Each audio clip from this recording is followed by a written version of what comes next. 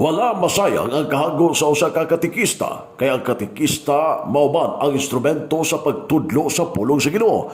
Kini ang gipanayag sa obispo sa Diocese sa Dipolog ato sa Catechetical Enhancement Program 2024 nga gihimo sa maong diocese. Gipanayag ni Bishop Ver Carmere ato sa Dupim Catechetical Enhancement Program 2024 nga gipaygayon sa maong diocese ato sa pagbukas sa kalihukan ni adtong Martes. Mismo ang obispo sa Diocese sa Dipolog ang bihatag pagtulunaan sa Santos nga misa nga gipaygayon sa katedral sa maong diocese.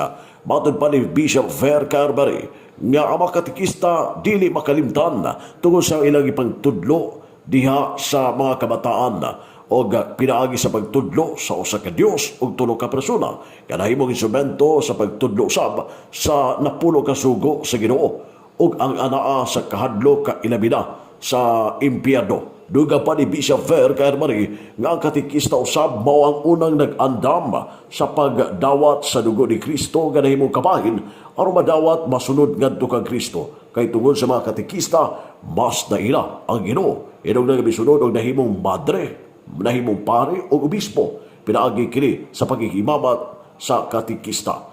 Kay diha sa sakripisyo maton pa ni Bishop Ver ug gugma natutulan ang dalan sa kinabuhing dayong.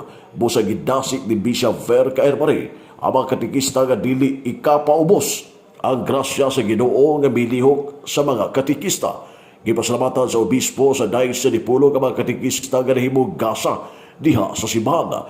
Ginugang pa sa obispo sa Dipolog nga ang pagsangyaw mao ang dalaygon nga buhat dili lamang sa mga inordinahan apan lakip na ang mga binunyagan.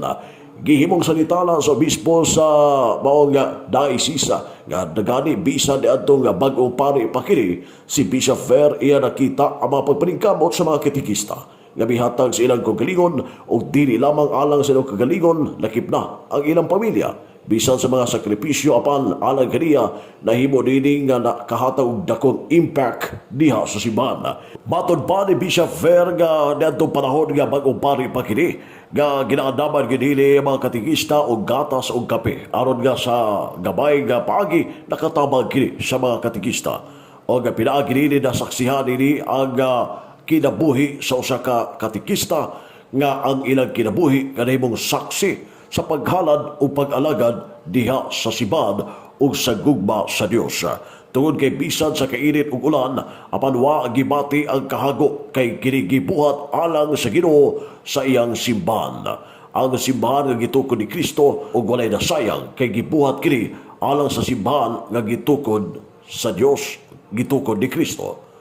Kay maluan nga aduna usay mga katikista gikan sa Archdiocese sa Ozamis ang mitambong sa maong Dupim Catechetical Enhancement Program 2024 uban sa mga kaparian gikan sa Archdiocese sa Ozamis sa Dipolog, Ozamis, Pagadian, Iligan o Marawi. Nagsugod ang maong kalihukan ato Hunyo 25 o matapos kini Hunyo 27, 2024. Aniya ang tipik kamay payag ni Bishop Ver Carmere sa Diocese sa Dipolog ato sa pagsugod sa mga kalihukan sa gaghihimo diha mismo sa Diocese sa Dipolog. Dili ba kini apostolikanhon nga espiritu nga mihatag kanilag kalig-on sa paghatag silang kaugalingon magbaklay init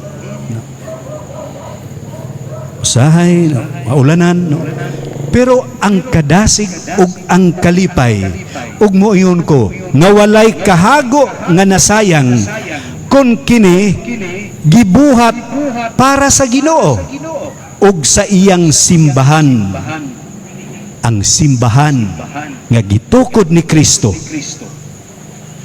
Walay kahago nga nasayang kun kini gibuhat para sa Ginoo ug sa iyang simbahan nga gitukod ni Kristo. Wala masayang ang inyong kahago. Ang obispo sa Diocese sa Dipolog, Bishop Ver Carmere ato sa gipaygayon nga Dupim Catechetical Enhancement Program 2024 nga gihimo diha sa Dipolog City.